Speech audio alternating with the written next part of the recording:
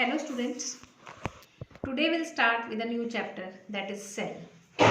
This is chapter 8 of your NCERT and you have already studied cell in your 9th class, in your 8th.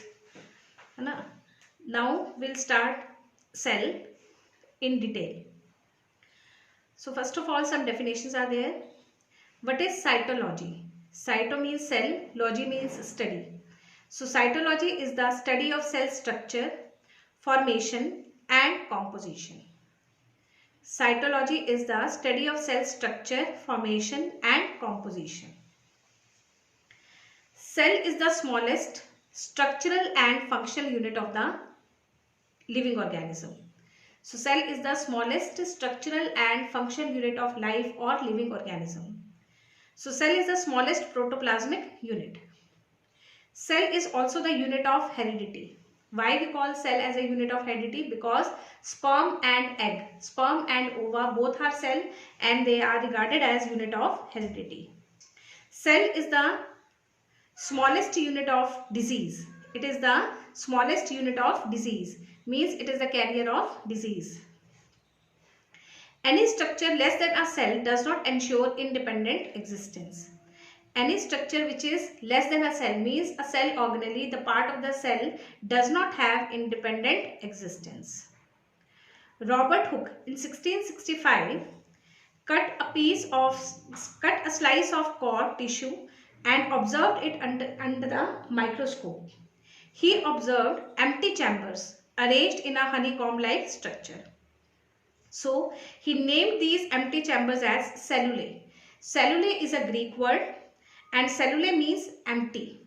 So he saw empty spaces, empty cell-like structure in the honeycomb-like structure in the slide. So he named those empty structures as cellulae.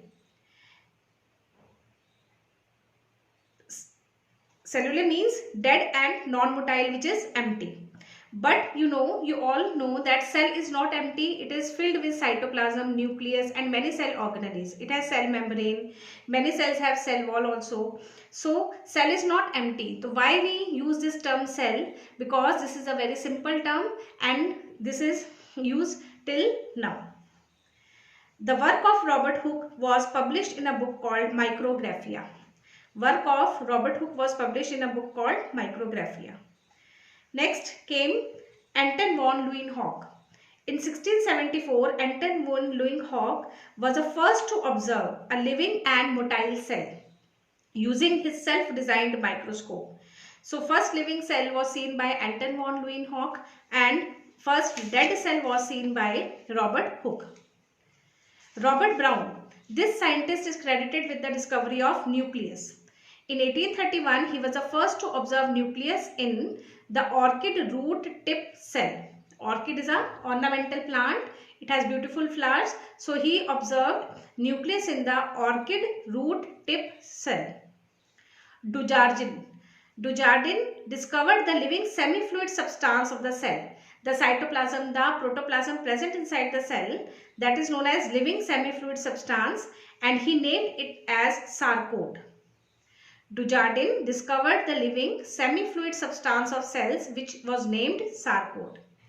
Later on, Mohel and Purkinje renamed sarcode as protoplasm. They renamed sarcode as protoplasm. So Mohel and Purkinje in 1839 renamed sarcode or the jelly-like substance of the cell as protoplasm.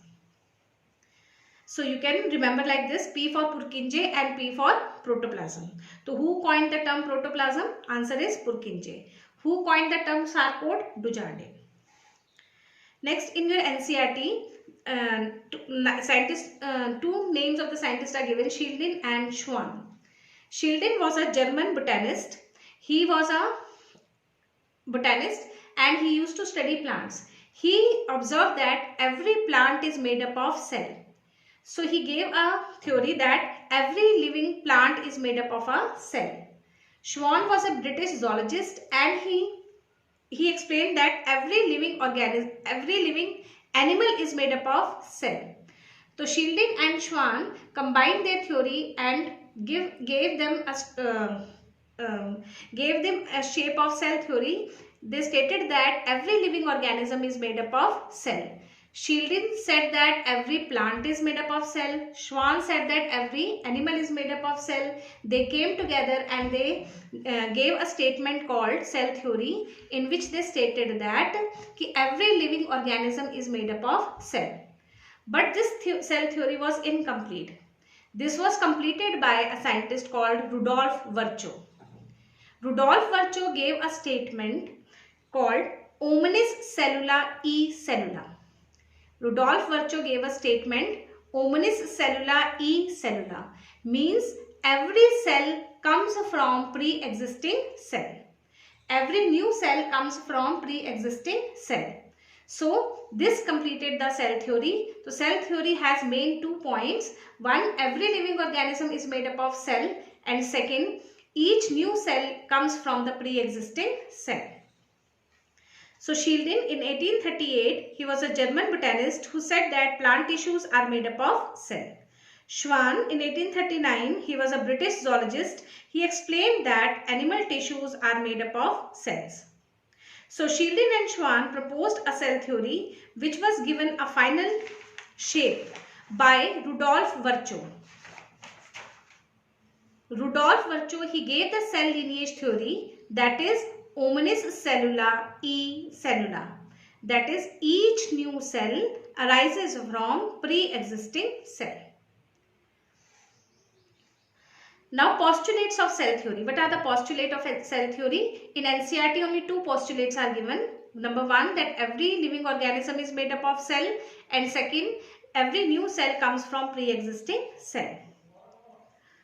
So postulates are: a cell must consist of a regulatory unit nucleus. A cell must consist of other cell organelles. A cell must be covered by a cell membrane. A cell must have capability to divide. So these postulates are in addition to the postulates which are given in your NCERT. First postulate is every living organism is made up of cell. Second postulate is every new cell comes from pre-existing cell. In addition to those 2 postulates, these postulates you have to learn for competition. A cell must consist of a regulatory unit nucleus. A cell must consist of other cell organelles. A cell must be covered by a cell membrane.